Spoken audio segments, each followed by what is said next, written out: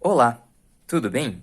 No vídeo de hoje do canal Gestão Quant, a gente vai falar aqui sobre uma questão que envolve a ideia de maximizar o lucro, dadas as devidas condições do problema, né? E para a gente conseguir de fato tomar uma decisão e maximizar o lucro, a gente vai ter que se utilizar de uma ferramenta matemática aqui, que é a tal da derivada, tá? A gente vai aqui colocar a questão, resolver ela, e daí a gente já vai chegar na ideia da derivada, tá? Então, aqui está o problema. Um fazendeiro tem 200 bois, cada um pesando 300 quilos. Até agora, ele gastou 380 mil reais para criar os bois e continuará gastando R$ 2 por dia para manter cada boi. Os bois aumentam de peso a uma razão de 1,5 kg por dia. Seu preço de venda hoje é de R$ 18 o quilo, mas o preço cai 5 centavos por dia. Quantos dias deveria o fazendeiro aguardar para maximizar o seu lucro? Beleza, primeira coisa que a gente vai ter que pensar aqui é modelar isso aqui, né? Equacionar isso aqui para cair numa função que a gente consiga trabalhar melhor, né? Porque é um tanto confuso. Quanto mais tempo o fazendeiro esperar, mais os bois vão crescer e, consequentemente, maior vai ser o lucro dele porque ele consegue vender mais quilos, né? Pensando aí nos bois. Só que ao mesmo tempo ele tem um custo diário para manter os bois e o preço por quilo também vai caindo. Então fica meio complicado você saber aí quando que você vai ter o seu lucro máximo a partir de hoje, né? Então o que eu vou colocar aqui? Eu vou escrever uma função que determina o lucro, né? O lucro do fazendeiro dependendo do dia que ele for vender a partir de hoje, tá? Então como que vai ficar isso? O lucro dele, que eu vou chamar de L, em função dos dias que vão se passar a partir de agora, tá? Então, o Dzinho ali vai ser a nossa variável, vai ser o quê? Bom, qual que vai ser o lucro dele? O lucro dele, se a gente olhar aqui, prestando atenção na questão, é de R$ 18 o quilo do boi. Só que pensa o seguinte, ele tem 200 bois, certo? Então, vamos lá. Ele vai ganhar R$ 18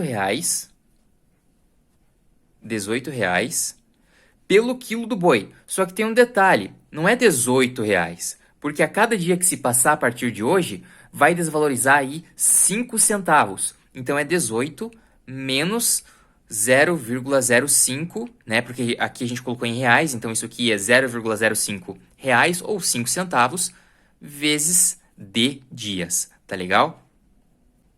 Esse cara aqui nada mais é do que o preço por quilo.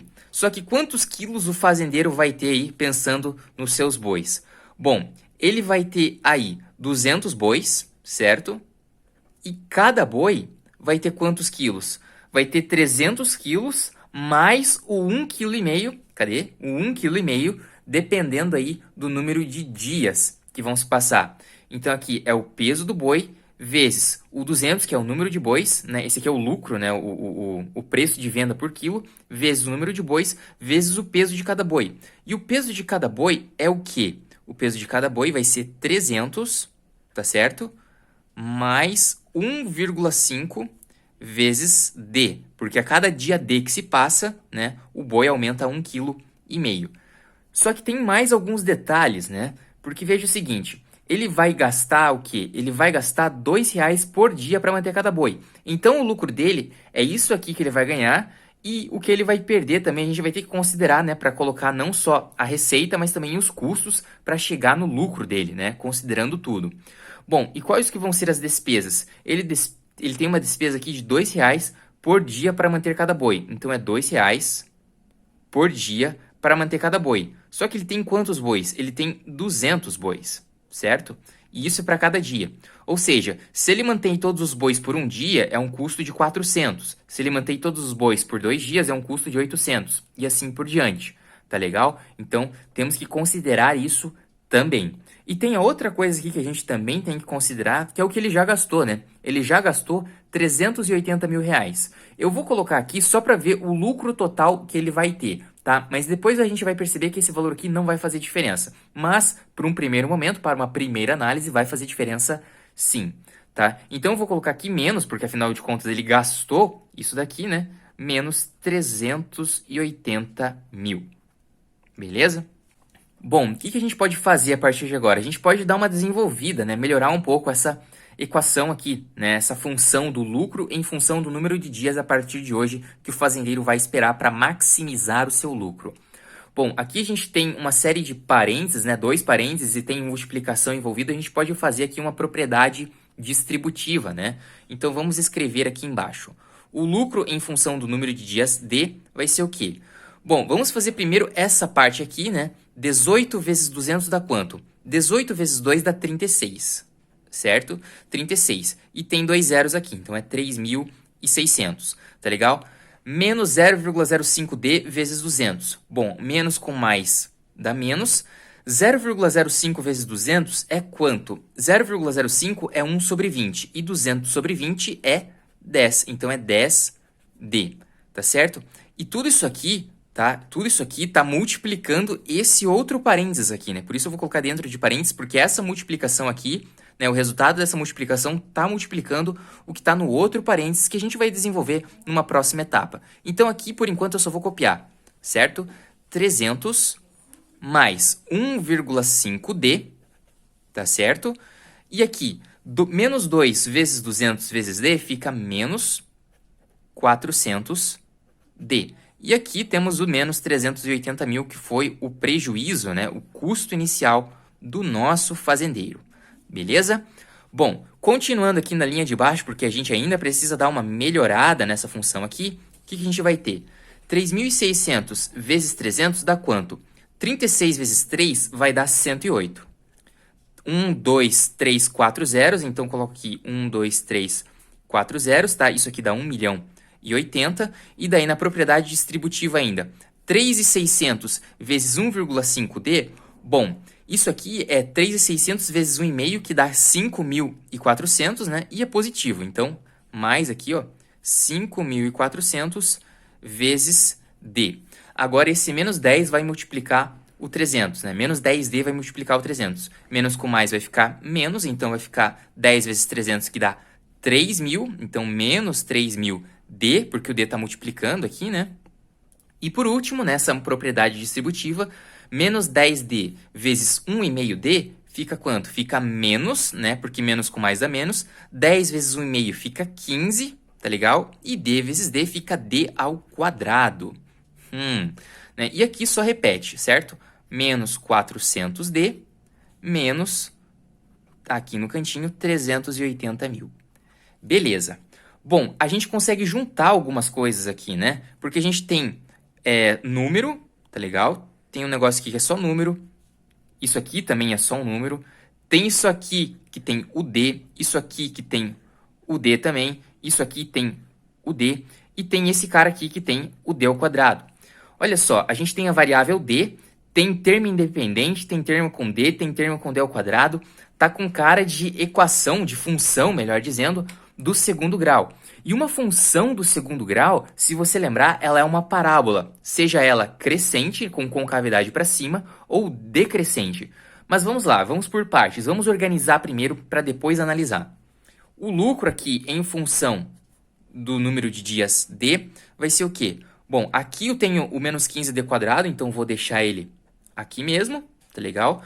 Aqui, 5.400D menos 3.000D fica 2.400D, menos 400D fica 2.000D, tá legal? Então aqui, ó, fica 5.400, 2.400, 2.000D. Então aqui, ó, 2.000D, tá certo?